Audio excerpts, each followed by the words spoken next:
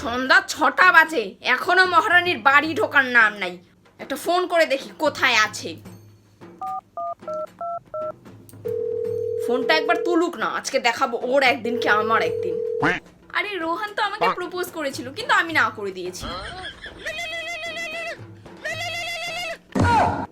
এক মিনিট দাঁড়া, হ্যাঁ মা ফোন করছে। হ্যাঁ মা বলো। আরে এই জানোয়ার, কটা বাজে? তোকে না আমি বলেছি সন্ধ্যা 6টার আগে বাড়িতে ঢুকবি। তুমি চিন্তা করো না মা, আমি তাড়াতাড়ি চলে আসবো। আমি কোনো কথা শুনতে চাই না, তুই এখনই বাড়ি আসবি, এখনই।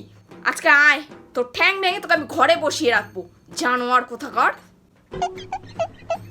তুই বড্ড বার বেড়েছিস, আয় তুই বাড়িতে। তোর বাবাকে আমি বলছি তোর একটা ব্যবস্থা করতে। তোকে যদি আমি এই সপ্তাহের মধ্যে বিদায় না করতে পারি না, তাহলে আমিও তোর মা নই। ঠিক আছে মা, আমি আধ ঘন্টার মধ্যেই চলে আসবো। আধা ঘন্টা? কোনো আধা ঘন্টা নয়, 2 মিনিট। 2 মিনিটের মধ্যে তুই বাড়ি ঢুকবি। তুই যদি 2 মিনিটের মধ্যে বাড়ি না ঢুকিস, তোর জন্য আজকে ঘরের দরজা বন্ধ।